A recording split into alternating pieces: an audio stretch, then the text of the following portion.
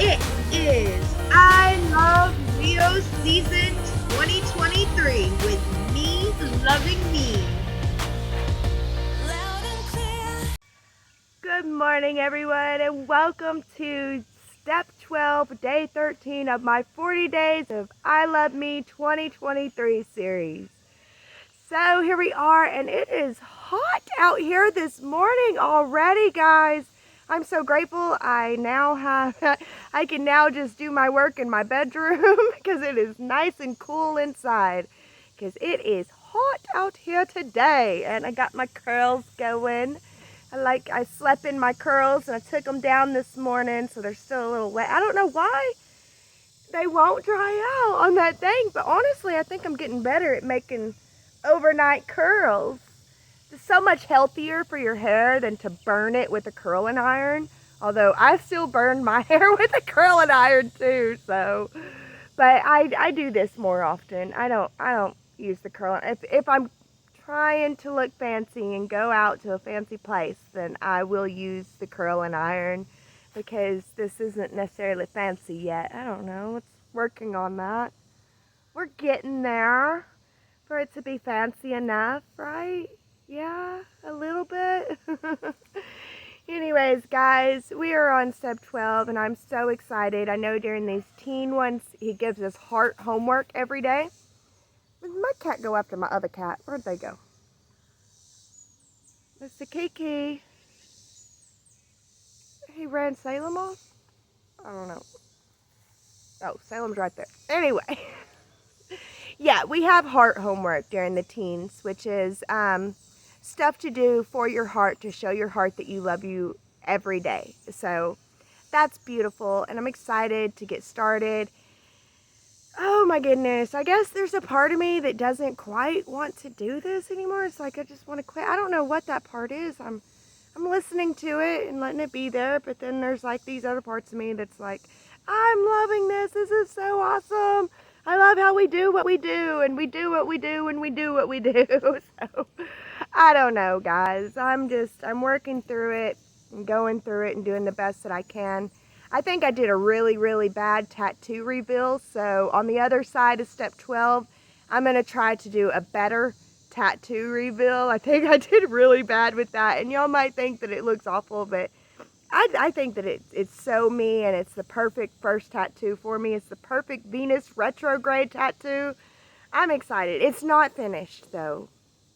There is a couple more things that needs to be done to it to be finished, but yeah. So I'll show you guys that on the other side. And, I do think that the journaling gets easier from here.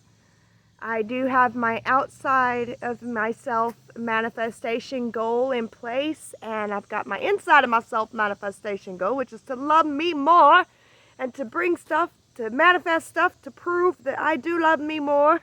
So that's exciting, and I think that it's cool because previous years I was more focused on material things, and now, though I'm trying to manifest something outside myself, it's not so materialistic. Now, I'm not going to say that it's a bad thing that I wanted to manifest materialistic things in the beginning of this journey. I think that it was an important thing, and it was a vital part of me growing and learning and becoming who I'm supposed to be. I was meant to manifest those material things. I was meant to desire those material things and to manifest those material things before I was able to step into my spiritual self.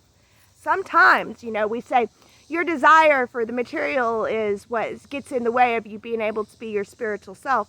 Well, sometimes the only way to satiate that desire for the material is to get it. Once you get what you've desired in the material, you see how much it really wasn't that important, and you're able to move on. Those that say that you could just get rid of the desire and be fine, some people stay stuck forever because they don't get their desire met. It's meeting that desire that allows you to move on to better spiritual things. It's a lot like the people say, follow the money, follow the money. I'm here to tell you right now, there's a point where you make so much money that if I wanted to do evil things, I would send the money that way, because all the idiots think that you follow the money. Once you make enough money, it ain't about money no more. I'm sorry, it's not. It becomes about something else. It's either about power or enlightenment, pretty much is what it becomes about. And if you are a materialistic idiot, then you'll think that it's about the money, and you'll think that you can follow the money to get sources and resources. I would tie my enemy up in that fucking money trail and forgive my words. I would tie my enemy up in a money trail if I was evil, in a heartbeat, and make sure that whenever you follow the money, you go to my enemy and not me. Because I got enough money to do that. I don't actually, but I do understand that because I've gone through this process of wanting material things and having the want of my material things met, I know what it feels like now, and I can get an idea of what if I had all the money in the world. What if I was a billionaire and I wanted to do evil things? It wouldn't necessarily, the money would be a distraction. It would be there for a distraction. And if you follow the money, I guarantee you ain't going to get to my nefarious ends. Following the money is the guaranteed way to get on my distraction path. I don't know. I might be wrong. I've argued this point with my husband a couple times, and he's like, no, I'm telling you the money can be followed. And I'm like, I agree. That you can. I'm not going to disagree with that. But at the same time, I do understand that there's a point where money doesn't matter anymore. And the only thing that money matters about is to get all the idiots and the plebes distracted in that way. Because they like to follow the money. So anyway, I ranted this morning, went off, and don't even know what I'm talking about. So forgive me, you guys. I'll see you on the other side whenever I get my act together. Hello, other side of step 12, I expand. Okay, so first, before we get into this too deep, I want to apologize for my little rant on the other side. I can get that way. I can get ranty. I do tend to want to see both sides of a story, and to me, it'll look like there's one side that is willing to look at the other side and another side that's not willing to look. And that's whenever I get angry, is at the side that's not willing to look. But honestly, they're like welcome to live their life their way too. But anyway, what I was trying to say is there are people like me that desire is not the root to all suffering. Desiring is the beginning of a journey, and meeting that desire is amazing feeling of fulfillment that makes life worth living. It makes the suffering in life worth going through. And so for people like me, as I desire material things, and I don't feel guilty for desiring those material things. Instead, I allow myself to desire them, and I allow myself to acquire those material things, and then I realize a deeper understanding of who I actually am based off why I desired that, and based off the realization that the material thing did not fulfill me at all, that it wasn't what I thought it would be, even though I'm deeply grateful for the material things that I do have in my life too. I don't know. I'm not exactly sure where I'm going with all this. But that is kind of the step 12 energy. It's the curious energy. It's the learner energy. It's the energy to expand your curiosity, expand with curiosity, and not with judgment. Not with, a judgmental, critical attitude that just blocks. It blocks and gets in the way of true life fulfillment. And I don't know. I 5 years ago, it if I could tell myself 5 years ago, you're going to be waking up every morning to live your dream life, I wouldn't have believed it in a million years. But I feel like I'm there. Like, people are like, describe your dream life. And I'm like, so you want me to describe my day-to-day living?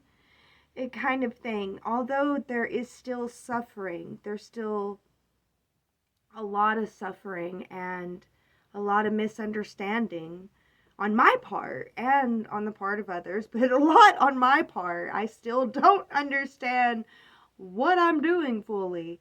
I'm learning and growing through this, and that's what it's about. So I'm going to give myself some love today, and I'm going to allow myself to feel that love that I give myself today. And I hope that you will be inspired to give yourself a little bit of love too, and to feel that love, because that's what's important. It doesn't help a whole lot to do loving stuff for yourself and never allow yourself to feel the love that you're giving yourself. You deserve the love that you give. So that's my message today to all of you, and I'm going to give myself the love that I give, and I hope that you will too. So, of course, I always practice what I preach. It's one of the things I love to do. Is practice what I preach. If I love to preach, I'll love to practice it too. So, I know. Whatever. Guys, I'm so thankful that you guys are here for day 12 and step 12. I can't wait to see you again for step 13. Oh, yeah, I was going to put in this one. So, yeah, I feel like I did a really, really bad job with showing the tattoo. And yeah, showing my tattoo. I didn't expect the angles to be all weird. So I'm just going to put a video to the side for 1 minute so that you can just kind of get a good idea of my brand new tattoo, because I got it during the Venus retrograde. It's a backwards tattoo, which means it's not facing out towards people, it's facing towards me. But it's backwards because I got it during Venus retrograde.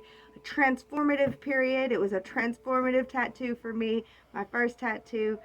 I don't know. I love it, and I love that I'm on this journey, and I love that I get to vlog it too. So, and I love that you are willing to go on this journey too with me. And yes, guys, thank you so much for being here. And as always, I always pray that my viewers are blessed. I hope y'all know that. You're in my daily prayers. I love you guys so much. As always, be blessed with love.